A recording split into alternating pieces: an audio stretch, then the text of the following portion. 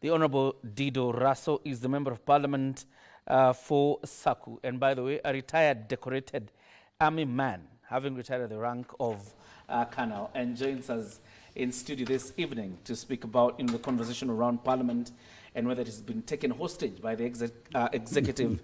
Mheshimiwa, karibu sana. Thank you very much for joining us. Thank you so much, and Happy New Year. Yeah. And coming to KBC studios after a long while, Yes.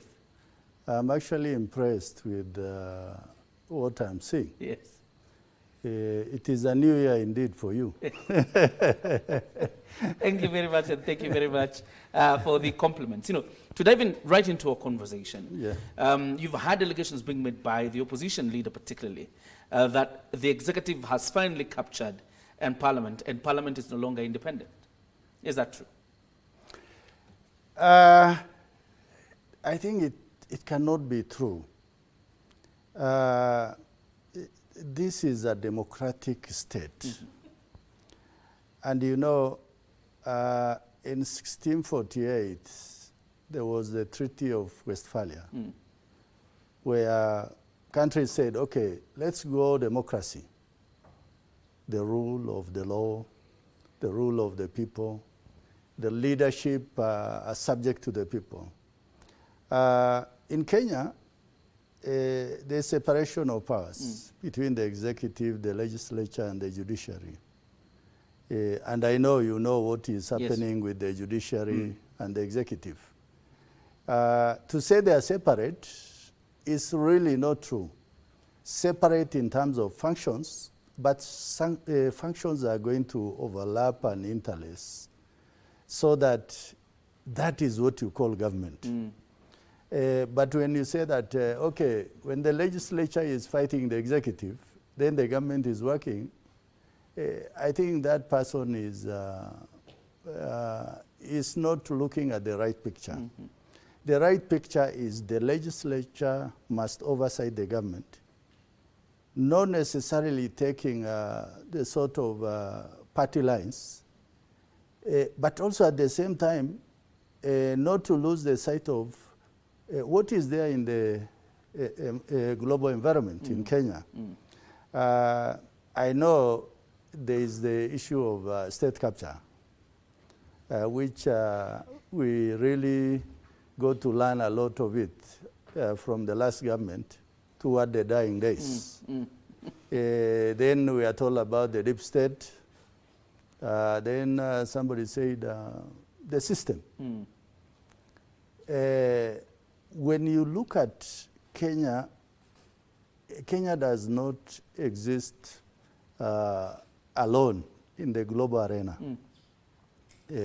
We learn a lot from the British, the Americans, how they run the affairs of their state. There are good things also they learn from us. And even in Kenya, many nationalities, but one nation. Because we people from the north, the people from central Kenya, from western, from the coast, we come from almost different cultures to the extent that it makes Kenya a melting pot. So for that reason,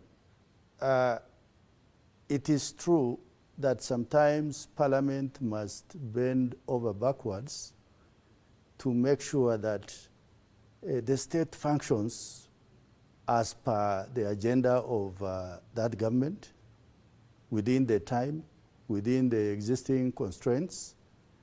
I look at the President of the Republic, the Honorable William Ruto.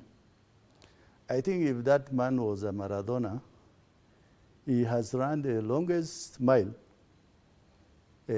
farther than Kipchoge, the two Kipchoges.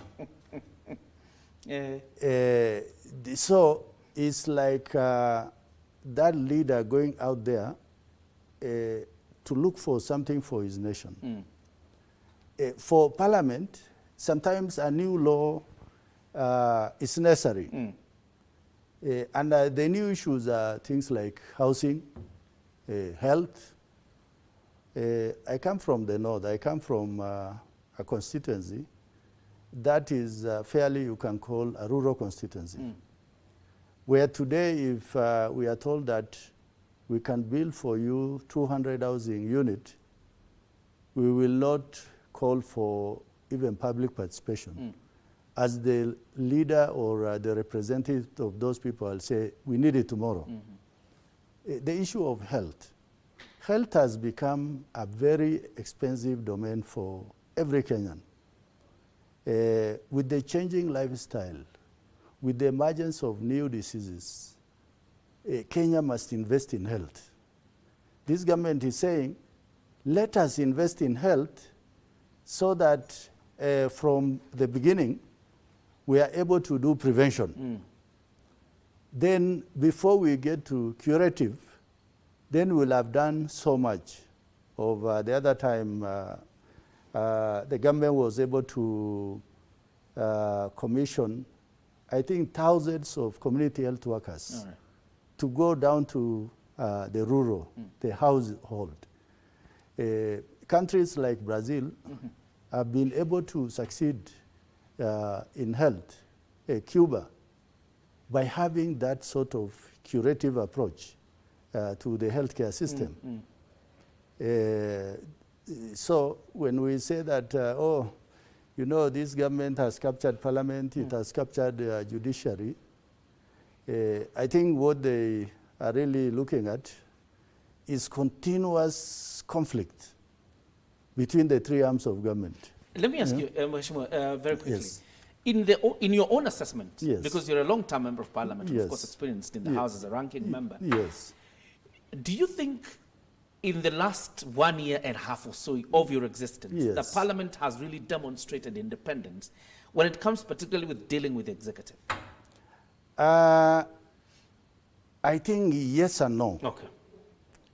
On the yes side, the parliament is there to make laws. There are times that laws are crafted and they arrive on the floor of parliament. It just takes a single legislature to stand up and say, hey, this law is faulty, or there's some chickeness in this, that somebody is trying to change the constitution through the back door. So in terms of changing laws and regulations, Parliament has done its duty. But on the other side, that we sit in Parliament as almost two groups. The side that is the ruling party, and the other side is the opposition. You know, those who are from the ruling party, they will look at things slightly different. Because oversighting or checking government does not mean that the government must operate on a shoestring throughout. Sometimes you can say, if we pass this law, or if we pass this budget, things will improve at the end of the day. There was the issue of the finance bill, like in the last parliament. I think in the last session, both sides of the divide were able to see which are the gray areas, which are the areas that are likely to spark growth if we allow the government and tell them, okay, you move on this line, but don't cross it. So in my time in Parliament, we have also had some rough times when Parliament actually fights with the executive because you are not getting things done the way you want. But there are times you find that if the government does this, it is good for my people. So we have to be balanced as legislatures. It is not just we in Kenya. I think legislatures all over the world look at things from two perspectives. Is it good to check the government on this? Yes, if there are excesses, if they are trying to overreach. But there are also times across the divide, people say, oh, this is good for this country. For me, I think Parliament is very careful. Sometimes you walk a tightrope, because at times you must walk the party line. It is good you talk about Yes. walking the tightrope, because Yes. part of the debate that dominated the opening of Parliament for this session Yes. and today is actually acrimony over CDF. Yes. As a ranking member and a member of the ruling coalition, Yes. how are you going to navigate this debate? Touching CDF, you touch every member of Parliament. CDF is not a sort of normal fund. I think it's about Kenya. It's about all the villages in Kenya, all the schools, basically everything that touches the nerve center of this country. And that is why the members of Parliament, I wish you will be one in the future, Amen. is when you open your gates in the morning, everyone will troop in, carrying a bag, carrying a piece of paper, carrying a child, all of it about getting that young person back to school, or they are in the villages that they are reporting to you that I can't send my child to school. There are those who are saying, oh, this money belongs to the members of Parliament. They do whatever they want.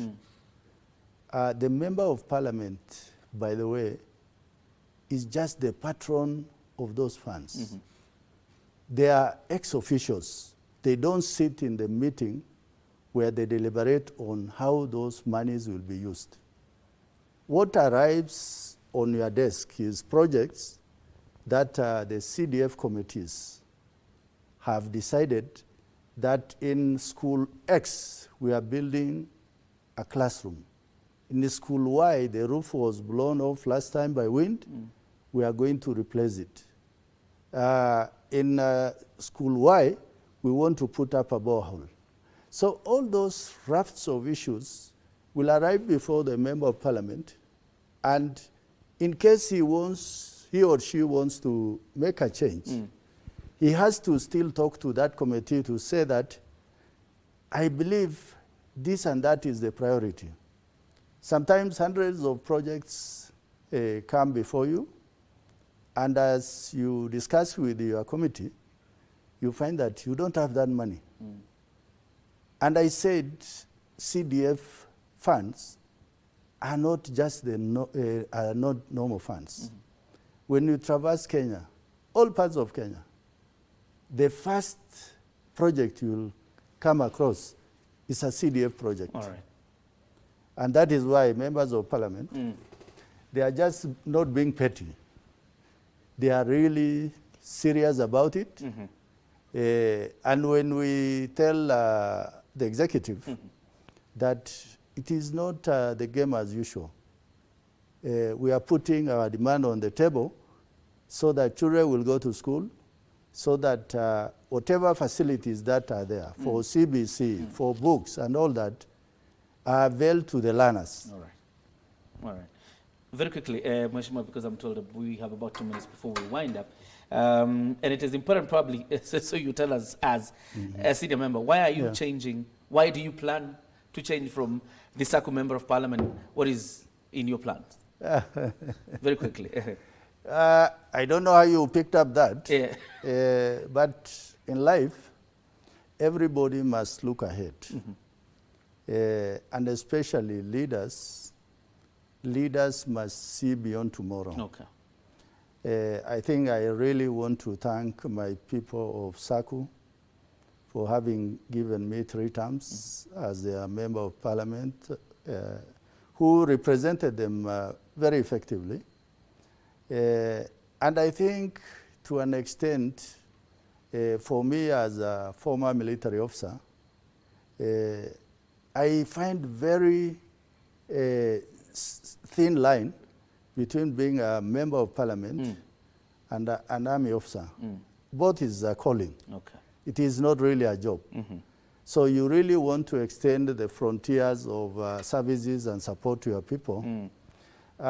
So I am a potential governor for Marsabit. All right. That's a quite interesting. And of course, we wish you all the very best. Thank but you of course, so you have much. another 4 years, obviously, to deliver Indeed. to the Indeed. people of Indeed. Saku. The Honorable Dido Raso speaking to us tonight as regards Parliament and its relationship with the executive. Of course, these are some of the claims that have been coming from the opposition side. But Mheshimiwa Dido Raso says it is a symbiotic relationship between the executive and Parliament, and both of them must coexist peacefully. This is where we put a cap on Prime Edition. Thank you very much for joining us. God bless you. Good night, and thank you, Mheshimiwa, for joining us. Asante sana.